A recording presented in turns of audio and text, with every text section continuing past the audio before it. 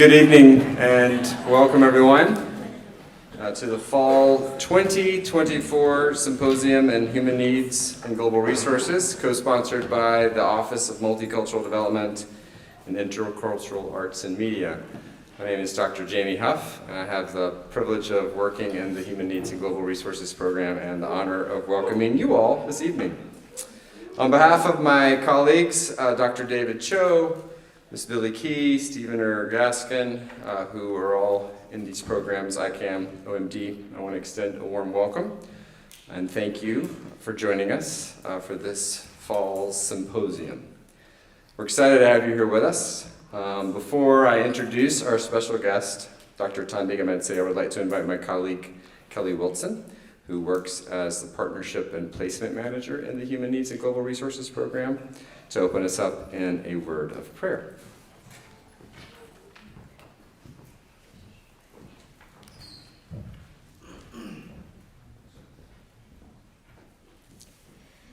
Let us pray. Creator God, thank you for our sister Thandi. Thank you for all the ways you have accompanied her, shaped her, and been present to her and to the communities she belongs to. Thank you for this time together. Please be present with us now.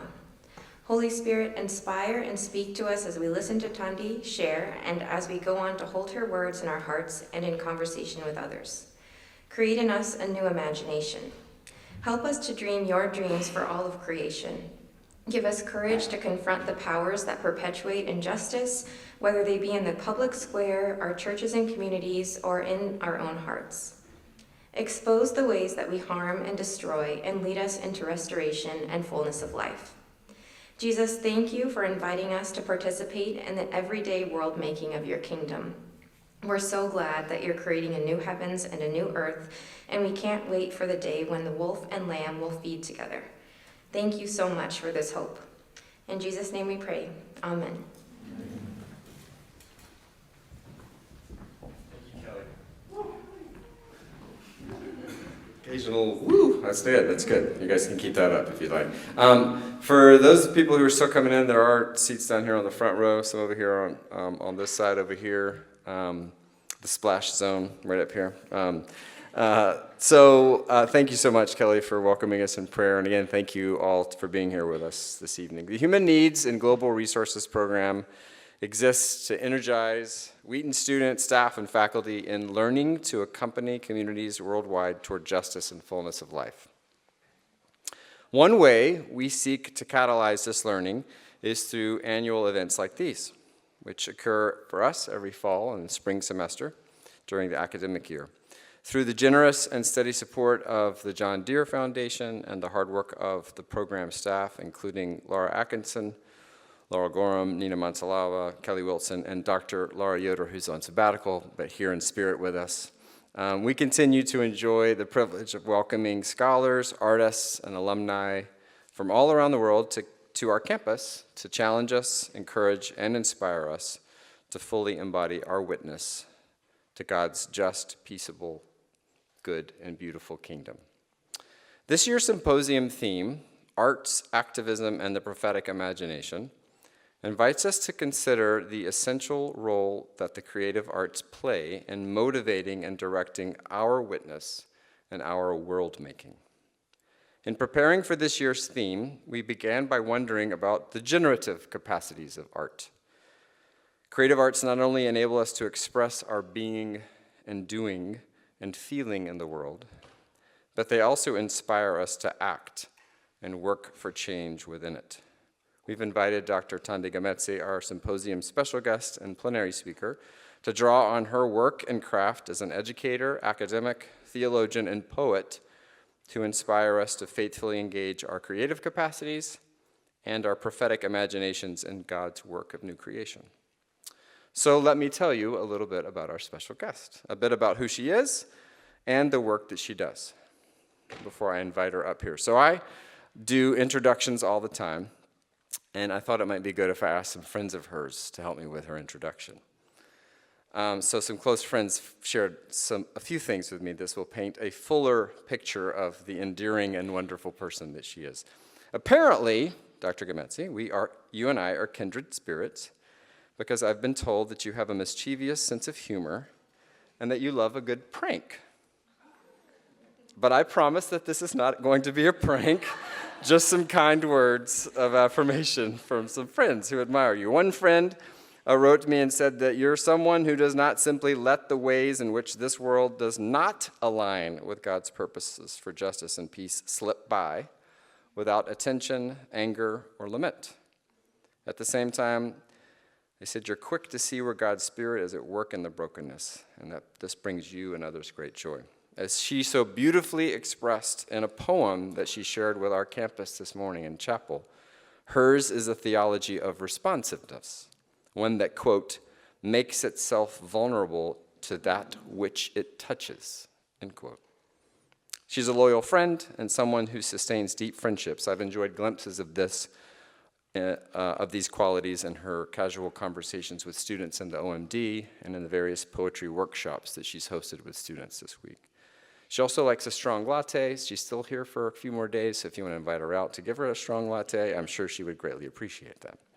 I just learned yesterday, and I'll wrap this up soon, but this has to be mentioned, that Dr. Gamedze also has family ties to Wheaton College. She's like a legacy presenter. Her grandfather, the late Aaron Gamedze, graduated from Wheaton in 1950 with a BA in elementary education and an MA in Christian education in 1951, and was given an honorary doctorate from Wheaton in 1968.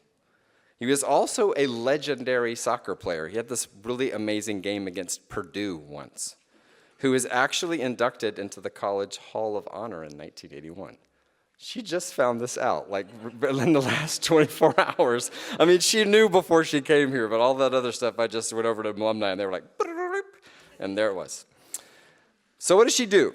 She's an academic, educator, theologian, poet. Her doctoral research was interdisciplinary in nature, explored the worlds of education and theology with a focus on the roles that churches play in upholding and challenging dominant power relations related to race, gender, and class.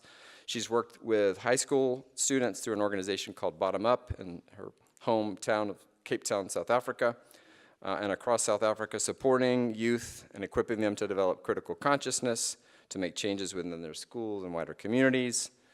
This has included history workshop, public speaking workshops, among others. She previously worked at the Warehouse, which is also a partner of our program, a nonprofit organization that works closely in educating and training Christian communities who are grappling with the complex legacies of the church's involvement in apartheid and the church's engagement in liberation during that time.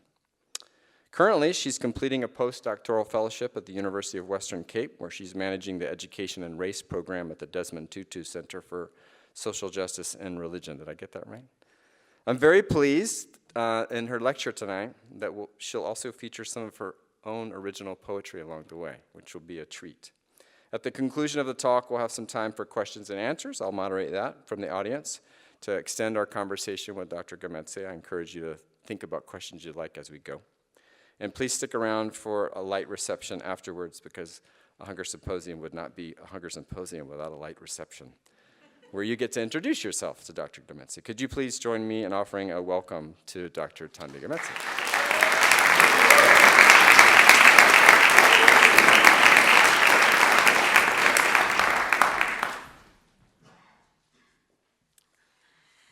Thank you so much for having me, and thank you for coming. It's a real privilege to be here with you all tonight.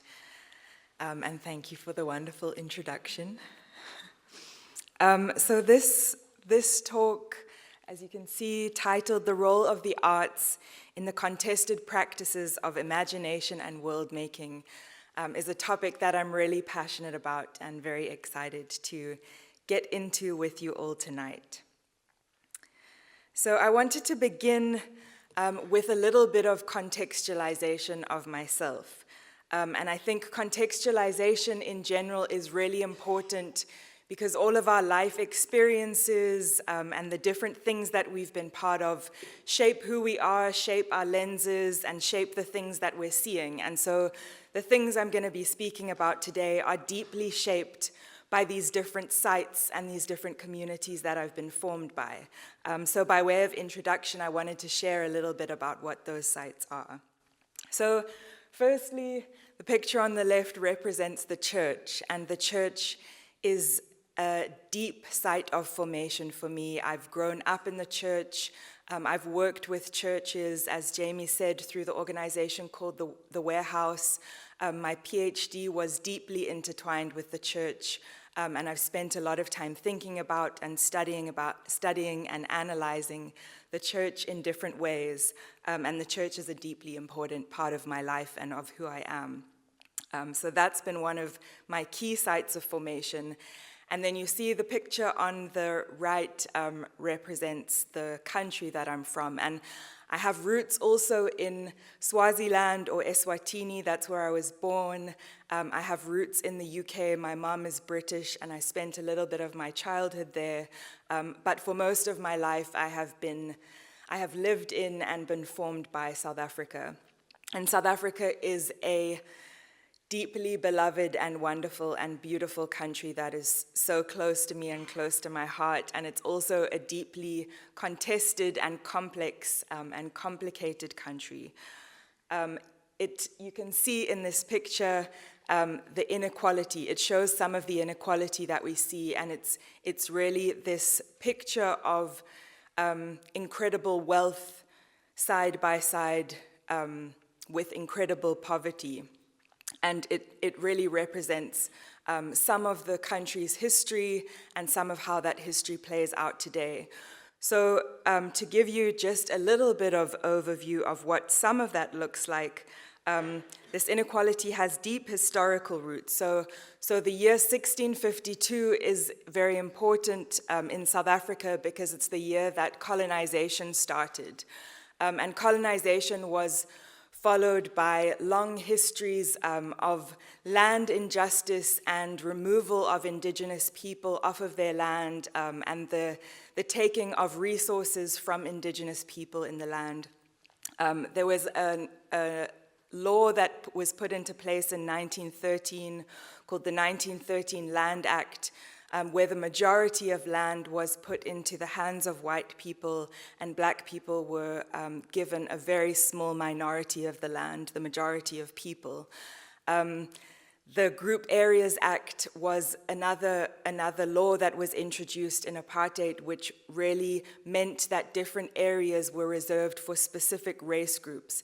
And so people of color were moved further away from the city, and certain areas were reserved for white people, mostly the areas closer to the city with access to various resources.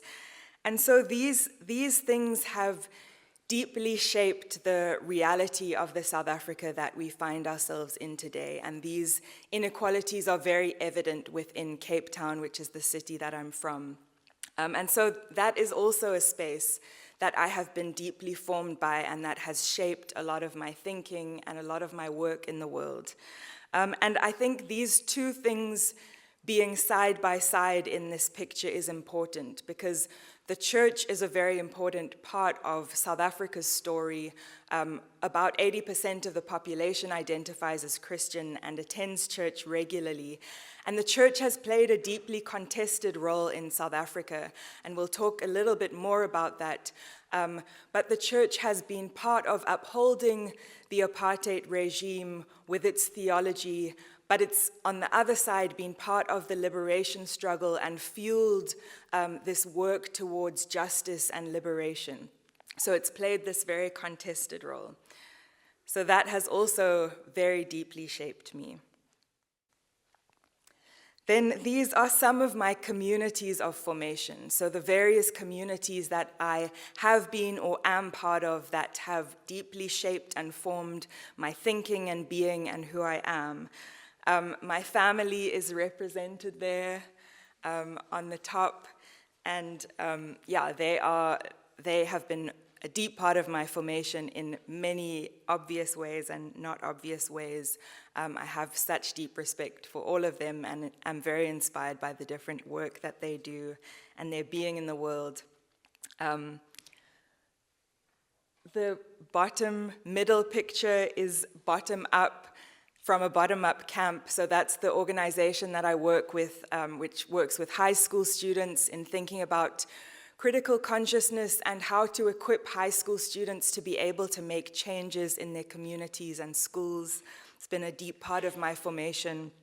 The warehouse is another community, and that bottom right picture represents the warehouse community, and that's been a deep learning space and a space where people have grappled with how to bring together faith and justice and what that means for our work in the world. Then Pathways to Free Education is that in the middle, and then the Interim People's Library. Those things kind of go together, and both of those things emerged out of some of the student movements in South Africa in 2015 and 2016. And through those communities, I've really grappled deeply with questions around education and how we can think about education towards creating a different kind of world, how we can think about decolonization and education, and what that looks like in South Africa, which still has these deep legacies of colonialism. And then more recently, Free Music, Free Palestine. That's a group of musicians and kind of cultural workers who have come together over the past almost year to think about how we can create spaces for change within the music and art spaces, and to think about what liberation looks like in Palestine, but also to try and connect those struggles to struggles like what the Congo is going through, to things that are happening in Sudan, but also things that are happening very locally in South Africa. And so to try and create spaces where we can learn together and grow together and think about our work in the world together. So those are some things that have shaped me. And before we go into the rest, I want to start with a poem called The Prophets Speak. The prevalence of biblical imagery within South African political discourse can perhaps be explained as politicians drawing from the text they know best.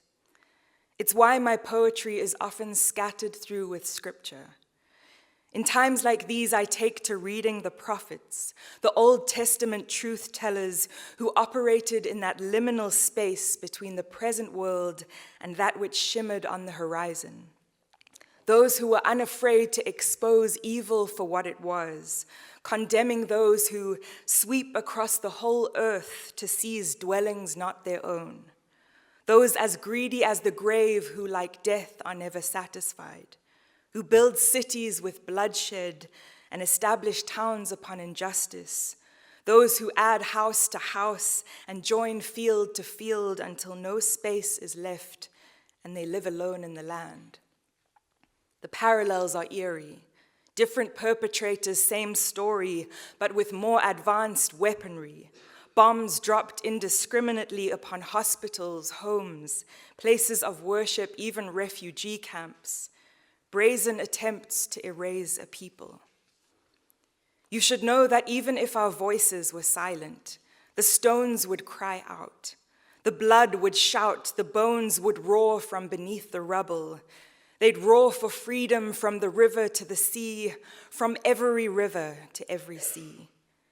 They would cry out until the dawning of the day, when swords are hammered into plowshares and spears into pruning hooks. The day when nation will no longer fight against nation, nor train for war anymore. The day when everyone will live in peace and prosperity, enjoying their own grapevines and fig trees. For there will no longer be anything to fear.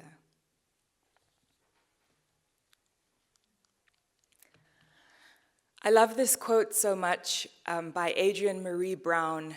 She speaks about this idea of the imagination battle, and it was something that really captivated me and captured my imagination. So she says, "We are in an imagination battle. I often feel I am trapped inside someone else's imagination, and I must engage my own imagination in order to break free." And I think thinking about imagination, this quote does a number of things, at least 3 things, and says 3 things about imagination. So firstly, it says that imagination is material. Often when we think about imagination, we kind of put it in the realm of child's play. Think about it as something that children do, playing games. But this says that imagination is material. It actually shapes the world that we occupy. And I think this is where the idea of world making comes in. I think a good example of this is this very building that we are in right now once only existed in someone's imagination. And it was through putting that imagination into practice that we are here in this room today. And so imagination has material consequences. And this is what this quote is kind of saying to us. So the next thing it's saying in talking about the imagination battle is that there's not just one imagination. Imagination is contested. It's a contested space.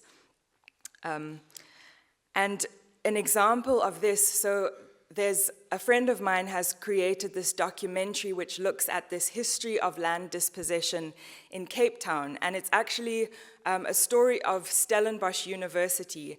But before Stellenbosch University was where it was the home of a community called Die Vlakte. And in order for Stellenbosch to be created, it was imagined into existence, and then a whole group of people were forcibly removed from that place, and this institution was built instead. And so this kind of speaks of this contested imagination. So the space was imagined initially as this community which was living and flourishing and thriving in that space. And then this other contested imagination came and wanted this other thing in the space. And through this imagination battle, Stellenbosch University won out. And there's some efforts to try and reclaim that imagination and reclaim that space in different ways. So these contestations are ongoing, and I think it's not just one thing. And that brings us to the third point, which is that imagination is a site of agency. So it's because the world that we live in was created and was imagined up by people, we actually get to imagine new things, and we get to be part of these processes of making something different. So I'm thinking about this imagination battle quite a lot in the rest of this talk, and thinking of this imagination battle as one between what I'm thinking about as the colonial imagination and then the prophetic imagination. We're going to explore both of those a little bit. So firstly, here you have this pyramid, and this pyramid is from a tool called Manna and Mercy, and it's a really useful resource that I love to use in contextual Bible studies and various things. And really, the pyramid depicts the context that the New Testament is written into. And so as you can see, there's this pyramid, and this pyramid kind of shows the different power relations that existed in that society. So on the bottom of the pyramid are enslaved people. Then you get landless day laborers, widows, orphans, etc. Above that, tenant farmers, ordinary families in debt. Above that, there's business people, traders, etc. And on top, you get your Roman rulers, the wealthy and powerful landowners. And what's missing from here, then on top, you of course get Caesar, who's kind of this God image in society. So this pyramid is showing this society of deep inequality, really, a society that is built off of the backs of enslaved people, and the people who benefit from this are those on top, and they're getting a lot of wealth out of the way that things are structured. And what keeps this society going, what keeps the status quo going, are depicted on both sides. So on the left side, you have what they refer to as the priesthood, and they're saying this is the way it is. And this could be thought of as the various ideas that operate in society that justify and legitimize the way things are. So that could be through the religious systems, through our theology, like under apartheid, the theology of the Dutch Reformed Church, which said that the Afrikaans people were God's chosen people, and therefore they should have access to the most wealth and privilege in society. So that's an example of those kinds of ideas. And then, if that doesn't work in keeping things the way they are, then what's on the right comes into play, which is the military. And they keep things the way that they are by force. And we see in various ways how that operates in society, still today. So we can really understand the mechanism that's on the left as the colonial imagination. So it's this imagination that keeps things the way they are, that keeps the pyramid up as it is. And Palestinian liberation theologian Mitri Raheb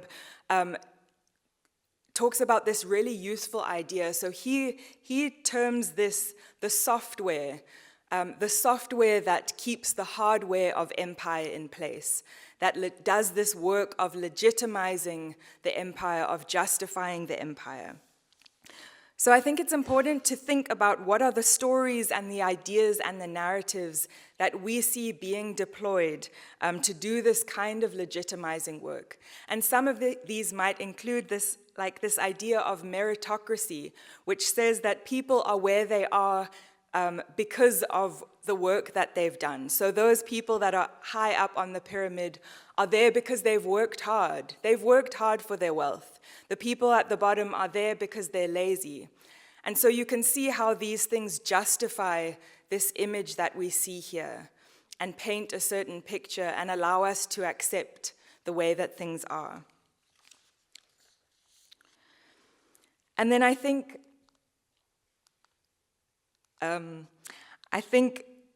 scripture is also full of imagery which speaks to some of this. So I referenced some of these things in my poem. So scripture talks about this colonial imagination being an imagination that fuels and legitimizes the action of those who sweep across the whole earth to seize dwellings not their own. And that's from Habakkuk 1:6. Legitimizes the actions of those as greedy as the grave, who like death are never satisfied. Those who build cities with bloodshed and establish towns upon injustice.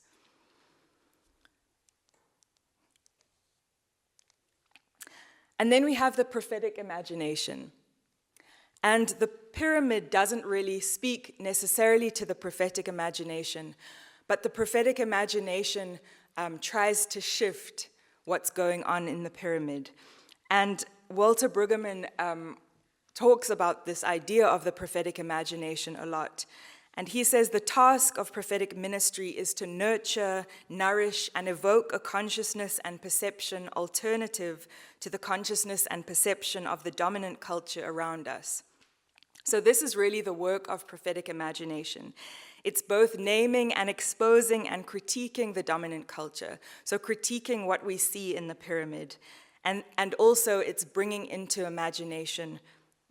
being a new imagination, which pokes holes in this colonial imagination and brings about something new. So again, I think it's important to think about what are the stories and the ideas and narratives that challenge this colonial imagination. What are the things that challenge this structure of the pyramid and the imagination behind it? And I think could be things like community and collectivity rather than the individuality of the colonial imagination. Things are like success being about everyone having what they need rather than success being getting as much as you can. Ideas around equality and the inherent worthiness of human beings. Ideas around our connectedness, that we actually need each other and we belong to each other. And if one person is suffering, then we're all suffering. And then scripture, again, is full of these different kinds of imaginations for a different world. And I've pulled some of these out. So it's one that imagines a world where swords are hammered into plowshares and spears into pruning hooks, where nation will no longer fight against nation nor train for war anymore, where everyone will live in peace and prosperity, enjoying their own grapevines and fig trees. And other imagery that I love from Isaiah 65 talks about they shall build houses and live in them. They shall plant vineyards and eat their fruit. They will not labor in vain, nor will they bear children doomed to misfortune. And these go against the things that we see in the world and the deep injustices which produce situations where people don't get to live in the houses that they build, where people don't get to reap the benefits of the work that they do. I think the church is also one of the institutions, as we saw from the South African context, that is implicated within this imagination battle. And I wanted to bring in a document that has been really important in shaping me as well, called the Kairos document. And this was written in 1985 as a challenge to the church. And it was in a period of heightened repression from the apartheid regime. People were being arrested, military was going into townships, and there was just severe violence and repression from the government. And a group of people got together and were thinking about the church's response, which they perceived as inadequate. And so they wrote this document to challenge the church and to challenge the different kinds of theologies that they identified as coming out of the church. So they first talked about this idea of state theology. And in their words, state theology is the theological justification of the status quo with its racism, capitalism, and totalitarianism. It blesses injustice, canonizes the will of the powerful, and reduces the poor to passivity, obedience, and apathy. How does state theology do this? By misusing theological concepts and biblical texts for its own political purposes. So it identified this theology that was perpetuated by the Dutch Reformed Church, which overtly upheld the injustice that was present in society. And then it also talked about what it called church theology. So in defining church theology, the document says, in a limited, guarded, and cautious way, this theology is critical of apartheid. Its criticism, however, is superficial and counterproductive, because instead of engaging in an in-depth analysis of the signs of our times, it relies upon a few stock ideas derived from Christian tradition, and then uncritically and repeatedly applies them to our situation.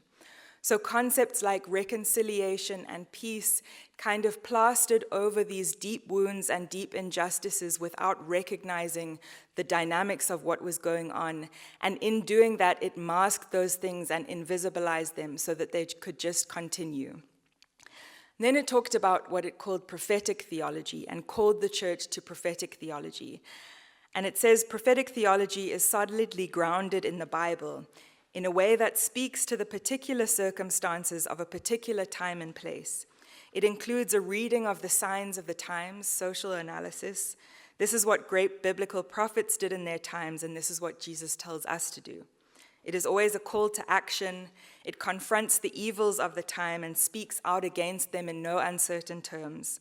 It is not afraid to take a stand clearly and unambiguously, but it also places a great emphasis on hope.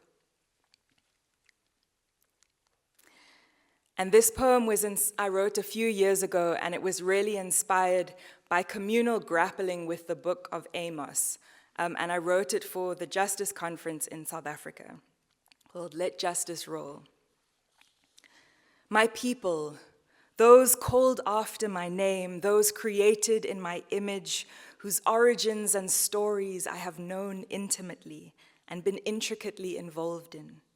Those I knit together with love and intention and led with cords of kindness, whose names I have engraved into my very skin, for whom I paved the way out of oppression and broke the chains of slavery, my people.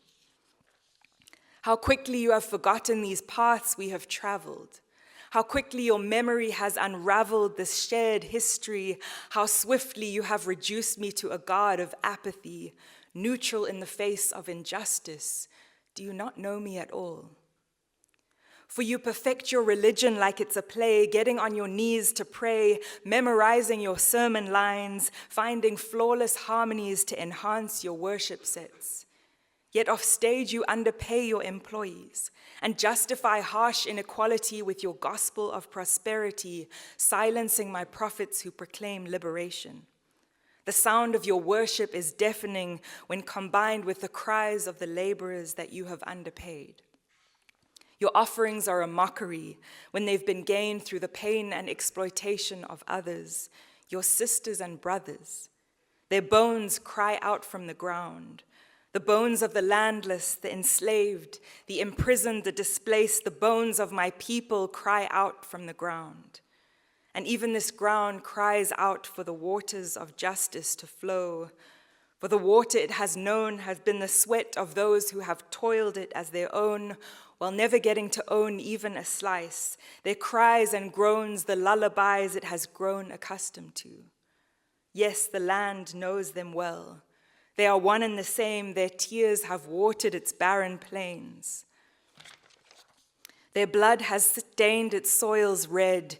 It has become the bed of their final slumber, home to countless of their fallen numbers. The land continues to swallow them whole. How long will you stand by as it swallows them whole, into its ravenous cracks that echo the ever-widening chasm between rich and poor in spasm under the weight of injustice? Creation groans, the land cries out for living waters to flow. This drought will not be remedied through trickle-down charity. Your last remaining hope is to seek me and live, the God who brought you up out of Egypt. Seek me and live, the God who leads you into places of rest. Seek me and live, the God who is all-seeing and all-feeling. Seek me and live, the God who believes there is nothing that is not worth redeeming. Seek me and live, the God who loves deeply those you disdain. Seek me and live, the God who stands on the side of the marginalized. Seek me and live, the God who tears down temples and flips over tables. Seek me and live, the God who is good news to the poor. Seek me and live, that justice may roll down like mighty waters and righteousness like an ever-flowing stream.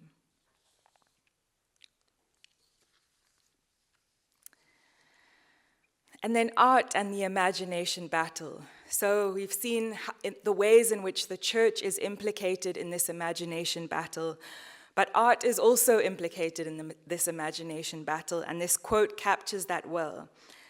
Eliza Kelly says, "The making of art is the closest that we have to freedom. Yet the very creativity that is so important to the freedom dream is also the creativity that is sustaining neoliberal infrastructures that are opposed to freedom dreams. So art is also a site of struggle." But Walter Brueggemann says that art is one of the most important ways that we can challenge some of the injustices that we see. He says every totalitarian regime is frightened of the artist, and that poetic imagination is the last way left in which to challenge and conflict the dominant reality. And I want to talk about the ways that some of this imagination battle has played out on the streets of a suburb of Cape Town called Salt River. So the story of Salt River street art, which has been termed the Wall Wars, is a really good demonstration of the ways in which art can be implicated in this imagination battle. So just for a little bit of context about Salt River. Salt River is a suburb in Cape Town with a long history of resistance to apartheid and injustice, as well as a long history of solidarity with Palestine. It's also a community that's being increasingly affected by gentrification and market-driven forced removals. It also has a vibrant practice and culture of street art, and a lot of this history of activism and solidarity is captured and expressed in this art, as we will see. So,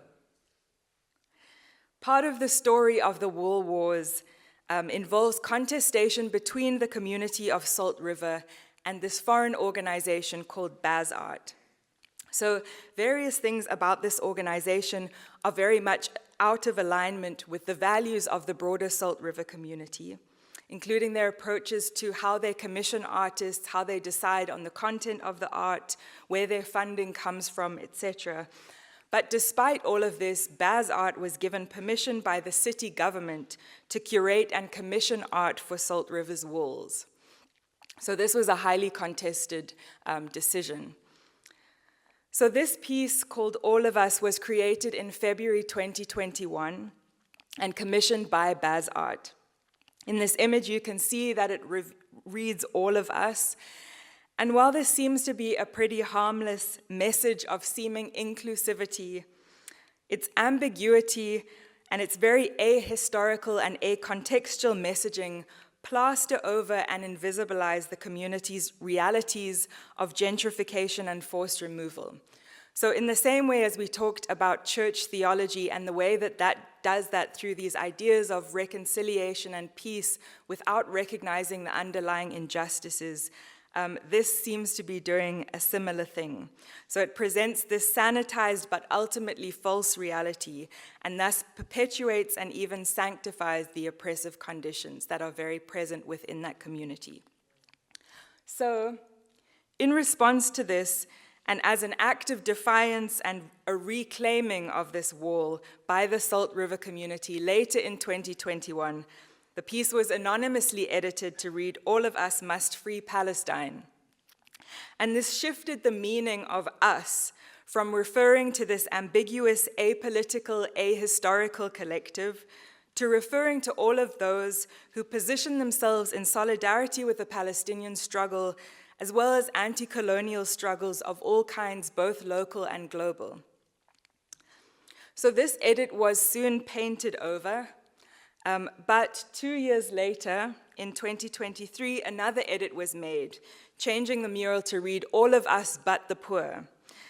And this edit drew attention to the ways in which the contextual realities produced inequality and anti-poor policies and anti-poor sentiment within the community of Salt River and within Cape Town more broadly.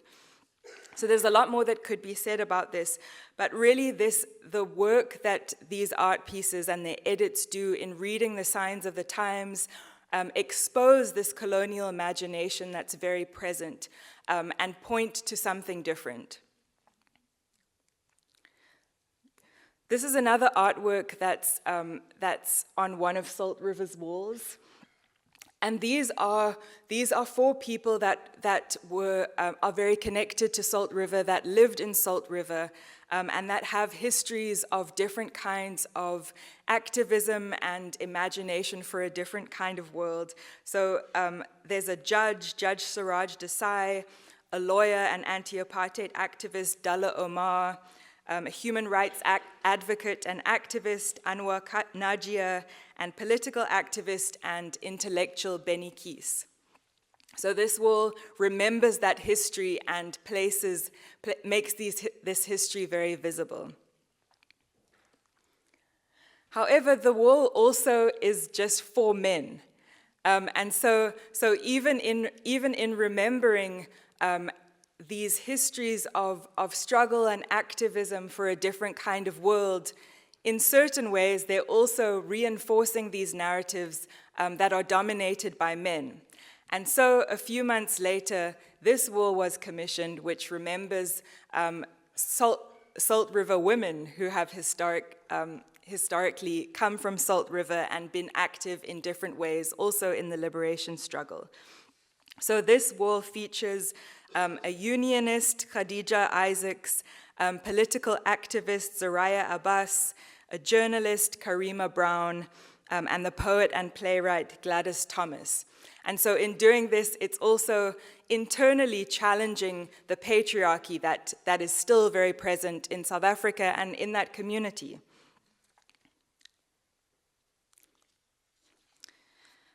This is a recent development that I found when I was walking around there quite recently, and reads, No African Can Be Illegal in Africa. And it's really challenging the xenophobic sentiment that is very present within South Africa. And this artistic intervention recognizes this idea of intersectionality and how certain people can be marginalized and oppressed even within movements for liberation. So I think both of the two previous ones draw our attention for the need for constant reflexivity, this constant need to reflect on our own practices, even our practices of liberation, to see how they might still be marginalizing certain people. This artwork, it's not finished in the painting, but it's a painting of a painting called The Black Christ. And this artwork was created in 1962 by an artist called Ronald Harrison as a critique of the apartheid state, and using their own framework, which was Christianity, as a point of reference. So the painting is called The Black Christ, so it depicted Christ as a black man, and actually as anti-apartheid activist Albert Luthuli.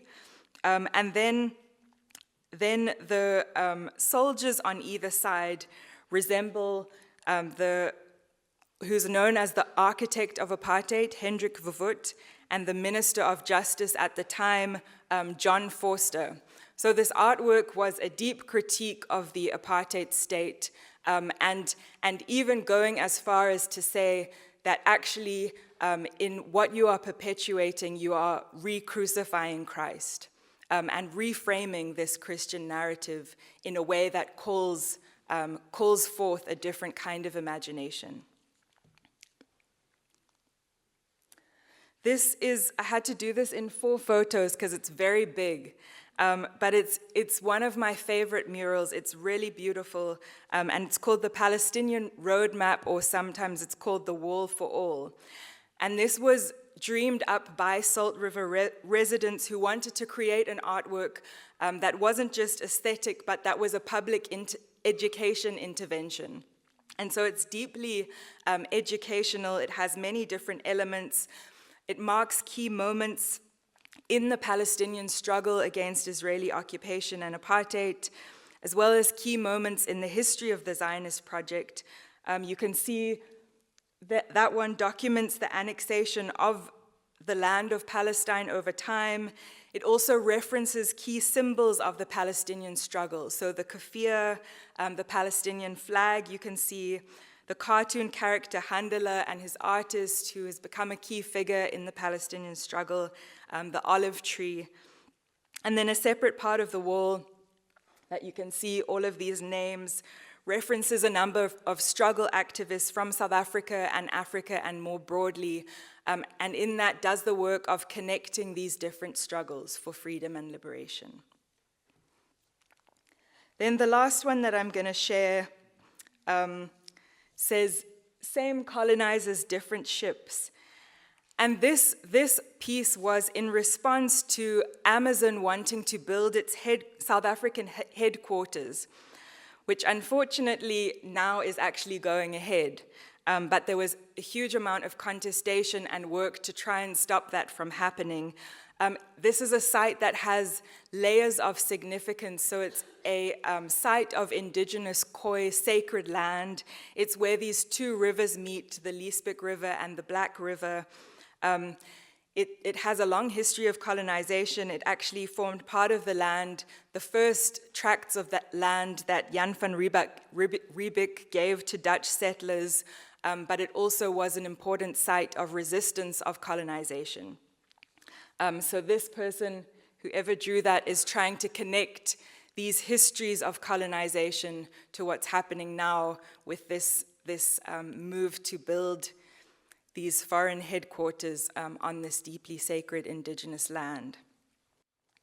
So these stories of street art make visible this imagination battle and show how art can be used and thought about to expose and lay bare the colonial imagination that's upholding the realities that we see today. And it also works to bring into being these alternative imaginations, prophetic imaginations, for a different kind of world, a world in which all people can flourish. These stories offer us a lens into seeing how the arts can and do play an essential role in the work of world making. And this is work that all of us get to and do participate in various ways. I'm going to end off with a poem, The God of Liberation. My God has been imprisoned, captured in a cage of destructive narratives that sanctify patriarchy, sanction hierarchies, celebrate domination, justify colonialism, worship capitalism, and bless racism. Yet we find ourselves in an imagination battle, the prophetic exposing cracks in the colonial, the cage beginning to crumble, the chains beginning to give way.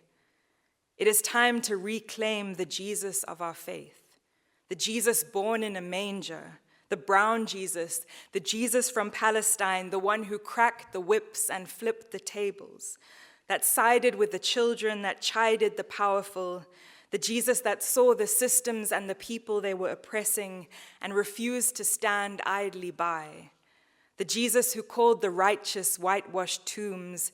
It's time to reclaim this Jesus, the incarnate Jesus who in human flesh was the most accurate representation of God, the God of the oppressed.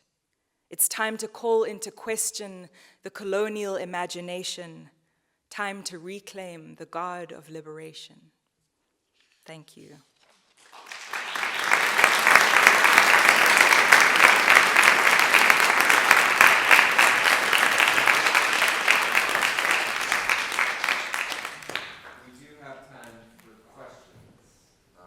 I'll just be Johnny on the spot with the mic. And I wonder if anyone has a question for Dr. Gamedze. And if you could introduce yourself, that would be helpful. Hi, I'm Helen. Thank you so much for everything that you said. In social media especially, there is such a big emphasis placed on what you would call prophetic art, but how do you find or discern the difference between genuine prophetic art that's produced, like you've just shown us, between the quick, cheap, I'm gonna just write Black Lives Matter or Free Palestine and then move on with my day? So how do you discern in your own life the difference between genuine prophetic art and then cheap creations of buzzword things that remove one's guilt for their place in injustice? Interesting question. I don't know. I think because I wouldn't want to make that. I don't know if I'm in a place that can make the judgment to say that's prophetic art or that's not prophetic art. But I think maybe I would say for me, it's art that does that work of either challenging some of the injustice that's going on, challenging the colonial imagination and the logics of it, or the work of creating an alternative. So maybe it's not held in the content of the artwork, but maybe at different times and for different people, it could play the role of prophetic art. And I don't know if that's the right answer. I'm sure there's many really wonderful answers in the room. I think it's something we could have a really interesting conversation about. But maybe it's more what it does in its role of world making. And I think even with the art pieces that I showed, they were really varied in their kind of professionalism or intricacy. I think the one which talked about Africans can't be called illegal in Africa, that was literally just sprayed on with a thing. So, and even the same colonizers, different ships. But I think the work that they do is really call into question these xenophobic narratives and how they really, I think, provoke a different way of thinking and provoke self-reflection and questioning of some of the ways that we're living. And so I would say that because of that, they are prophetic art. Yeah, so maybe it depends on who's seeing them and what context they're being shown. Yeah, I don't know. Interesting question.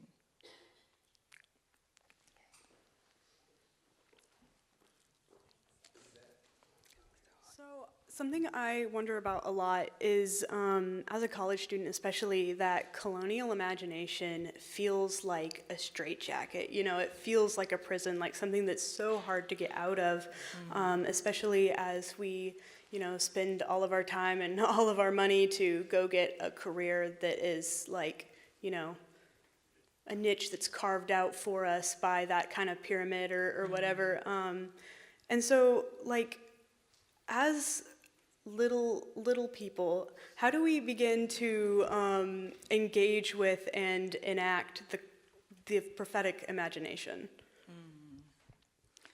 I love that question, and I think that's something that has come up during different engagements this week, because sometimes these things that we're up against really do feel so big, and all of us are complicit and intertwined with them in such complicated and nuanced ways. So even that quote, the imagination battle, I sometimes feel like I'm trapped in someone else's imagination. Feel like that's so real. We are trapped in this big thing that is governing so many aspects of our lives. But I think that every choice that we make and everything we do is part of this work of world making. We are creating worlds with every choice that we make. And so I think every choice that we make then gives us an opportunity to resist that pyramid and create something a little bit different. And whether that's creating safe spaces for people who maybe don't feel safe in a certain place, or resisting these narratives that say that that to succeed, you have to stand on the backs of others. So we're thinking collectively rather than thinking competitively. I think all of those things are part of this work of world making. And part of it is also really the work of seeing what's going on, so that we can actually do the work of challenging it. Yeah, so I think it's really in everything, and I think we mustn't think of it as something that's so big. Like sometimes we do things that are bigger, but it's really in these everyday spaces that we create and actions that we take.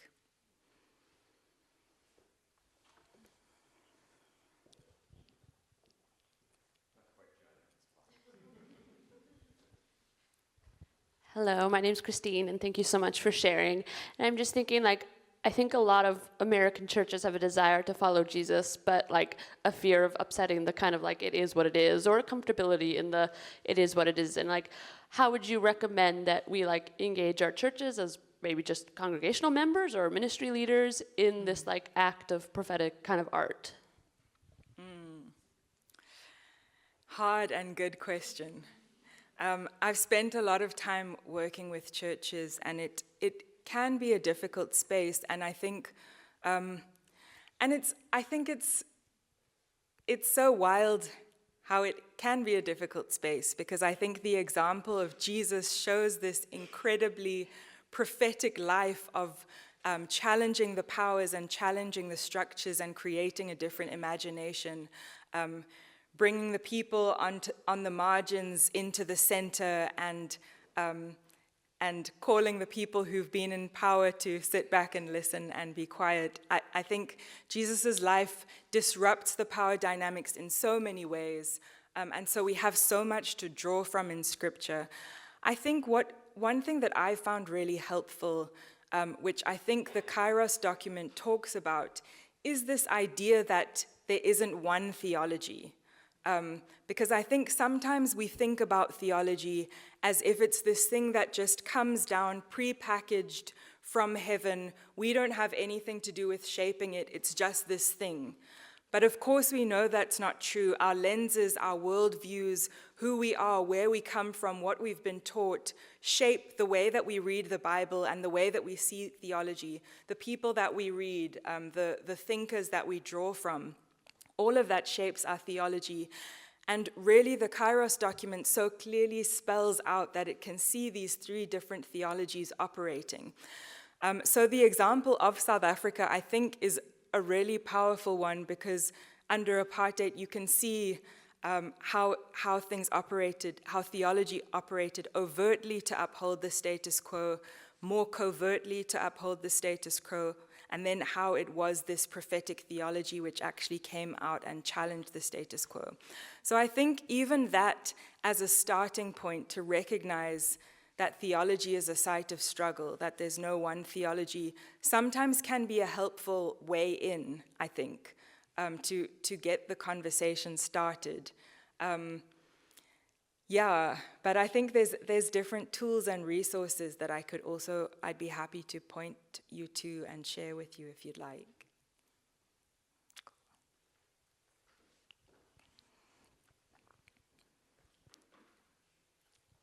Hi again, Eily.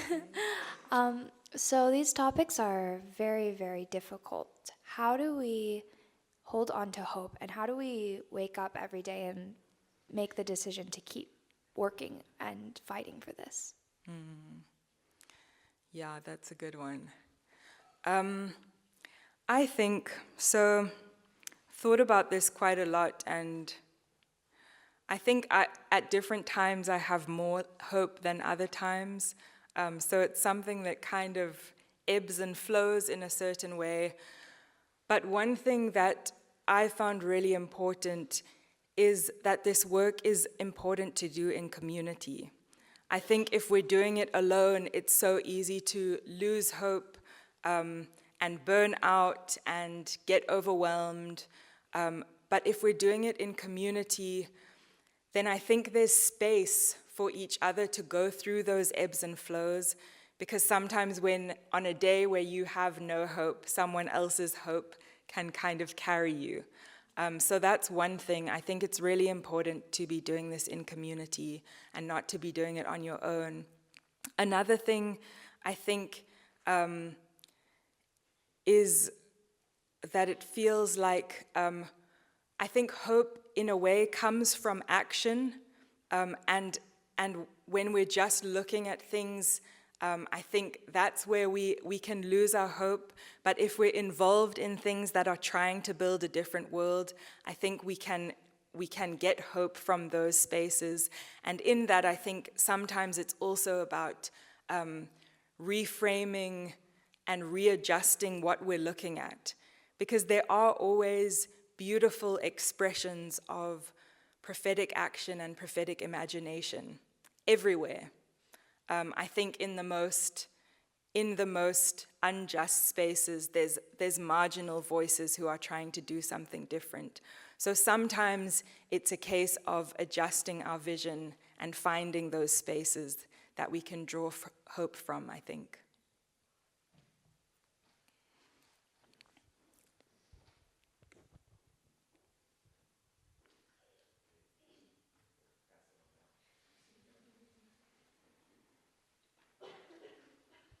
Thank you. Hi, I'm Lucy. And talking about community and all of these ways that we can work together to find hope and to do this good work, I'm also wondering about how we can prevent separation, because that's something that I think happens a lot, is like, quote unquote, liberal communities will become separated and we start to fight with each other. And even thinking about that All of Us mural, like that sort of just had not a very, like they hadn't thought very deeply about what that could imply, and it did result in reflection, which was really good, but also I could imagine that it would separate people from working together, maybe otherwise. So I'm wondering about how we can prevent that, or how we can embrace that in some sort of way. Yeah. Yeah, great question. So a few things. One thing, I think part of what's really important in this work, and this is what prophetic imagination offers us as well, part of what's really important is this vision for the kind of world that we're going towards. And really, for me, this is a world that's actually deeply good for all of us.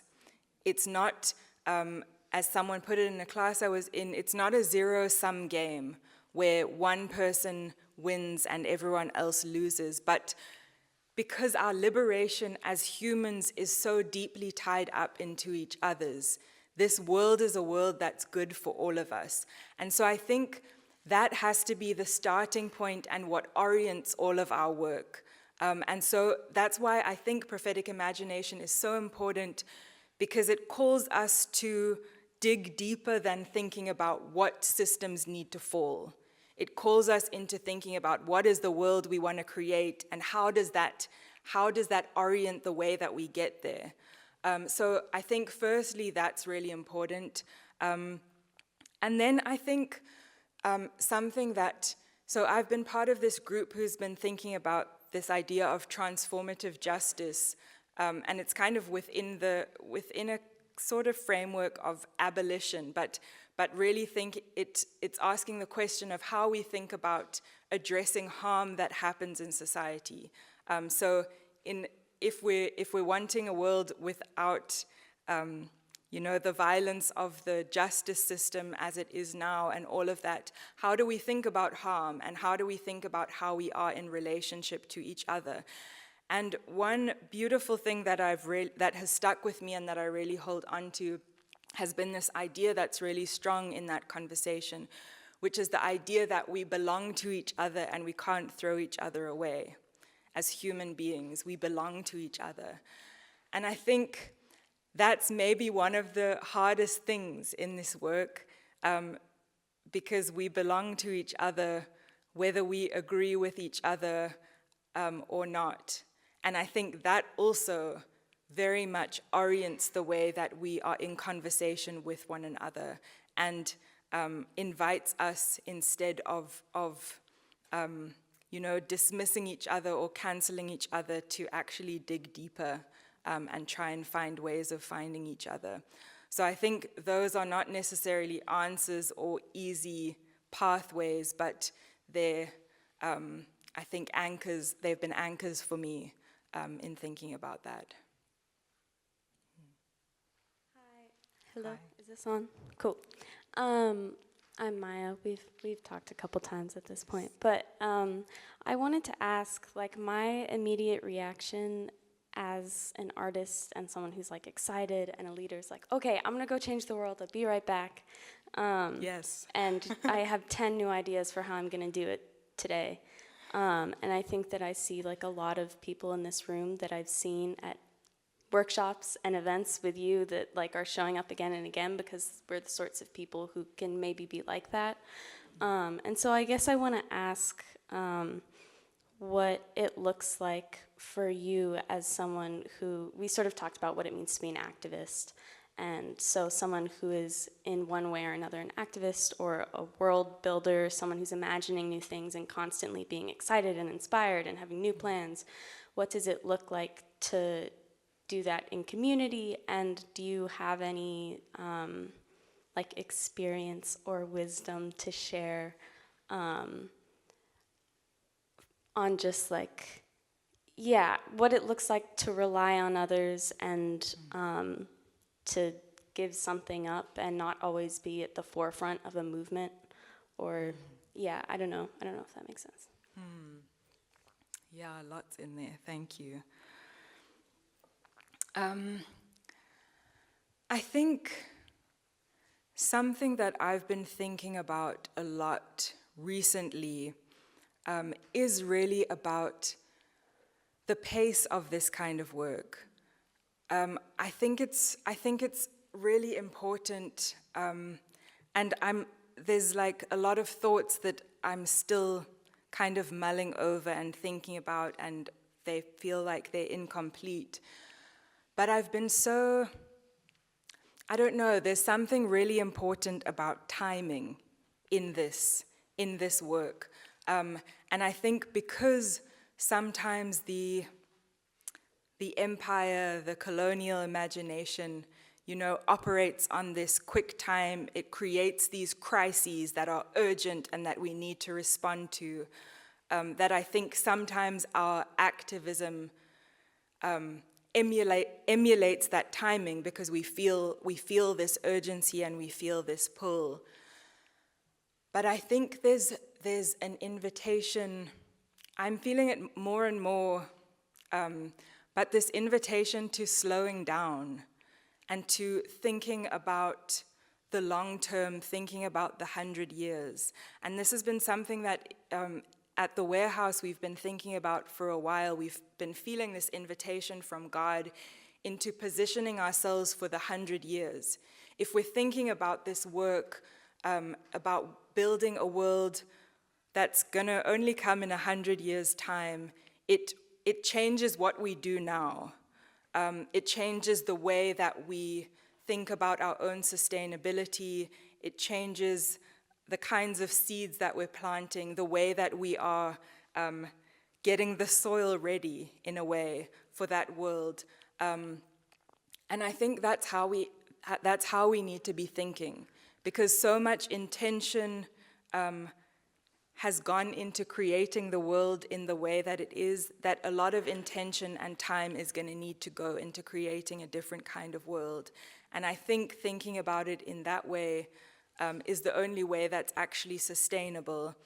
And I think it humbles us as well, because if we're thinking about 100 years, we're thinking about a world that is going to outlive us, that we won't be alive to see. And so it's also a world that we can't take credit for, So it reorients the way that we come into that story. And of course, I think there's room for, that energy to run at things.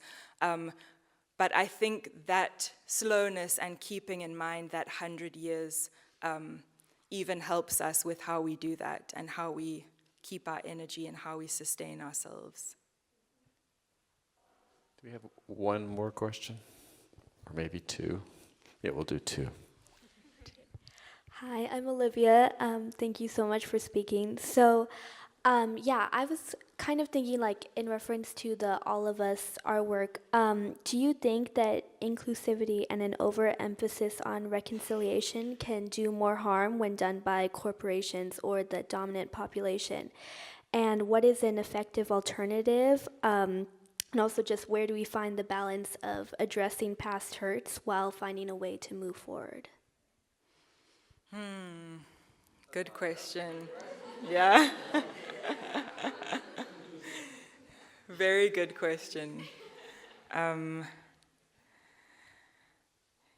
So yes, I do think sometimes that can do more harm than good. And I think many of us have felt that in an embodied way. I know I have, in different organizations that have talked about wanting diversity, wanting reconciliation. I mean, I've been in, as examples, I've been in various church services or gatherings of whatever kind where there'll be apologies for histories of racism and for how that plays out and how it has played out within that particular space.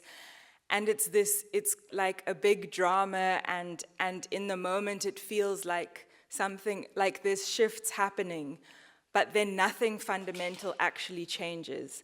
And so I know for myself and other people of color who have experiences like that, it almost then makes it feel worse and feel like you've sort of been tricked in some way. And I think that is often how things like diversity and inclusivity can be spoken about these days, because they're kind of these buzzwords that are used to show that people are thinking about certain things. But then if there's no material change and no real efforts behind it to address some of the roots that are causing that lack of diversity, then it can be really harmful for the people that have to live with the consequences of that. So I think what prophetic imagination and prophetic theology that the Kairos document talks about, I think what that invites us to and what that calls of us is this deep work of analysis and of thinking about what are the roots of this thing, what is causing this thing, what is holding it up, and our work being actually to address that rather than just plaster over it with something that sounds and looks nice. Last question. Hi, my name's Anna. Thanks for sharing with us today. My question's about like your personal faith and it, like just you were talking about the different organizations that you've worked with, specifically being from South Africa and the history of Christianity. And I'm really interested in what that process looked like for you. Like, and feel free to answer this as you can, but kind of like reconciling the history of Christianity in South Africa and then using maybe the prophetic theologians and kind of like that process of reclaiming Christianity. Yeah, I love that. And I think even what you said at the end, that's been a big part of my process. I think, yeah, I mean, my faith has been such an important part of me for my whole life, but has evolved in various ways in different times. And I think really in that process, part of what I think, you know, allowed me to keep my faith even was this work that had been done in our history, this legacy of reclaiming this faith that had actually been used to colonize, been used to oppress, but the incredible legacy of people who fought for this faith to be their own and fought to reclaim this Jesus who had been taken and used to mean one thing very far removed from what I believe his life was really about, and took that story and reclaimed it. So yeah, I think that has been what my process has been like. It's been so much of reading the Bible with people collectively who are grappling with similar things, and I think that's a really important part of my process that I encourage everyone to do.